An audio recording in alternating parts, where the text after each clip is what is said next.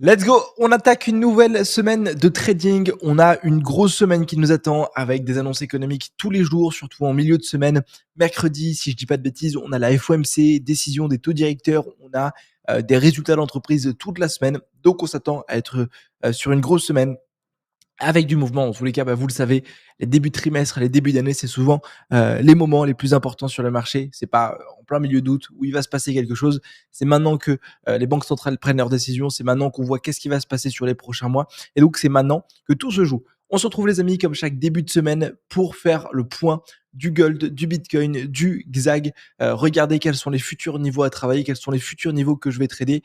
Le but de ce genre d'analyse, c'est pas vous donner des signaux, c'est pas vous dire il faut acheter ici, il faut pas vendre ici, c'est vous faire penser à des potentiels trades, c'est vous accompagner sur vos prises de position et c'est pour vous aider à avoir un meilleur ressenti de marché, meilleure analyse sur le marché. On va commencer par l'or qui, comme vous le voyez, a complètement explosé. Je crois qu'il a pris 7% cette semaine. Alors laissez-moi regarder. Ouais, 7% cette semaine. C'est hallucinant. C'est hallucinant. On a eu une première journée de lundi où on était sur un range, c'est normal, c'était férié. Journée de mardi explosif, journée de mercredi, journée baissière où on est venu récupérer cet Asian Low. Ah, c'était une journée fantastique. Moi, je l'ai tradé. J'ai notamment pris cette vente. C'était super, super volatile. Et puis enfin, jeudi, vendredi, vous avez vu, on est venu exploser ces niveaux. On n'est pas loin des 5 000 $. C'est assez intéressant ce qui s'est passé, hein. Si je regarde sur les petits intervalles de temps, je pense qu'à l'ouverture, ça va casser par le haut. Vous avez vu, on a créé une sorte d'equal high ici et on est tout près des 5 000 $, qui est forcément un gros prix psychologique que beaucoup de personnes vont chercher. Voilà. Qu'est-ce que je peux vous dire? Je peux vous dire que la semaine dernière, j'étais baissier. Je peux vous dire que la semaine dernière, j'ai quand même fait de très, très, très, très beaux trades. Juste, on peut le voir. Là, malgré les liquidités, malgré ce qui se passe, le marché n'a pas envie de chuter. Le contexte fait que l'or est extrêmement haussier. Donc moi, sur cette semaine, c'est pareil. Je vais continuer à suivre la tendance, continuer à acheter, hein, et c'est ce que j'ai fait aussi la semaine dernière. Continuer à acheter, continuer à trouver des retracements, continuer à suivre la structure haussière, tout en gardant au coin de ma tête que le plus petit retournement qu'on peut avoir peut être le début d'une grosse correction. Ok? Les arbres ne montent pas jusqu'au ciel. On peut avoir un gold qui est parabolique. Ok? C'est quelque chose qui arrive, mais comme on le voit, ça va finir par corriger. C'est quelque chose qui va finir par corriger. Donc mettez-le au coin de votre tête. Faites attention. Préparez-vous à vendre.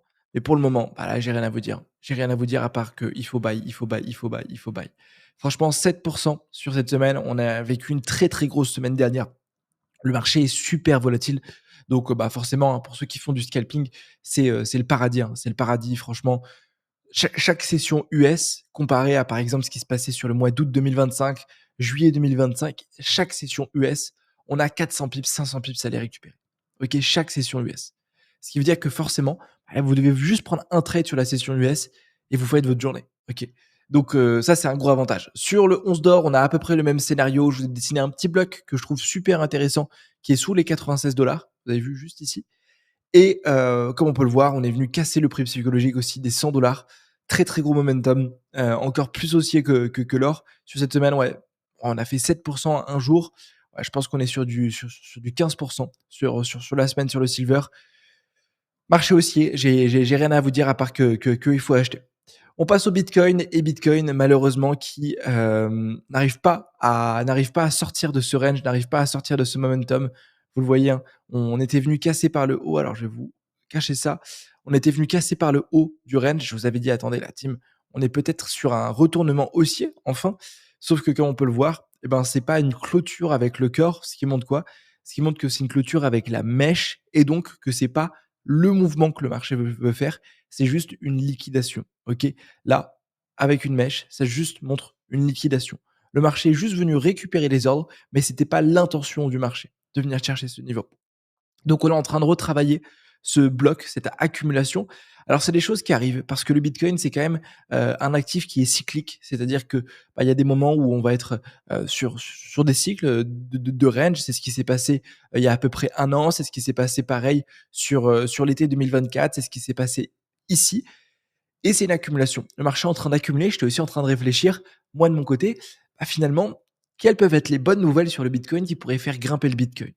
Les bonnes nouvelles, ça pourrait être quoi? Ça pourrait être qu'on annonce, une, réserve fédérale en bitcoin. Ce serait des choses comme ça, ce seraient des choses institutionnelles. On a quand même vécu une année 2025 avec des nouvelles incroyables, l'arrivée de l'ETF, démocratisation des cryptos, Trump, qui forcément, qui est pro crypto, qui a lancé sa crypto, donc voilà. Et pourtant, le marché réagit pas. Et je pense qu'en fait, on a juste plus de momentum et juste le marché est en train d'attendre la news.